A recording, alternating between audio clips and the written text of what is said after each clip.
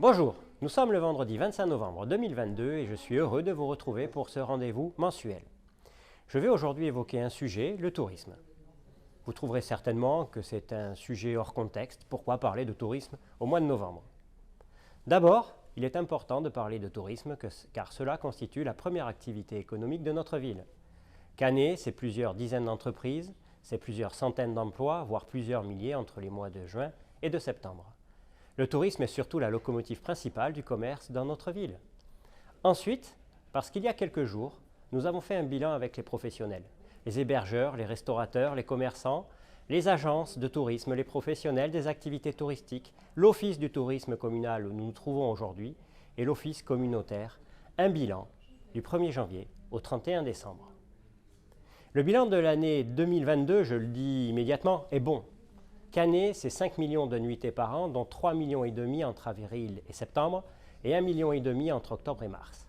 C'est 1,5 million de nuitées dans le secteur marchand. Canet, c'est un taux d'occupation supérieur à la moyenne enregistrée sur le territoire de Perpignan-Méditerranée Métropole. Canet, c'est un budget journalier vacancier de 92 €, soit au-dessus de la moyenne que l'on retrouve sur la communauté urbaine. Ce bilan est dressé sur l'année car nous accueillons des visiteurs tout au long de l'année. Et d'autres chiffres montrent encore l'attractivité de notre ville. J'en veux pour preuve les chiffres d'Oniria, notre premier établissement touristique qui accueille la moitié des visiteurs entre juin et août, mais l'autre moitié de septembre à mai. Au total, cette année, nous accueillerons entre 260 et 270 000 visiteurs. J'en veux pour preuve les terrasses pleines hors saison dès que le soleil brille ou lors des événements de fin d'année. Enfin, je veux vous parler du tourisme parce qu'à partir du 1er janvier, notre ville reprendra la compétence de l'accueil et de la promotion, compétence qui avait été transmise en 2016 à la communauté urbaine sous l'effet de la loi. Le tourisme renvoie aussi à la question de l'attractivité.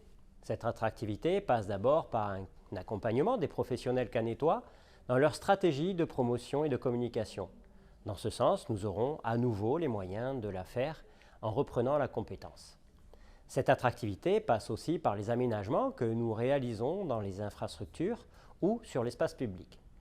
Cette activité repose d'abord sur l'héliotropisme, bien sûr, et la qualité de nos plages, mais aussi la découverte d'un territoire authentique, d'un patrimoine historique séculaire, de culture et de tradition et d'espaces naturels remarquables.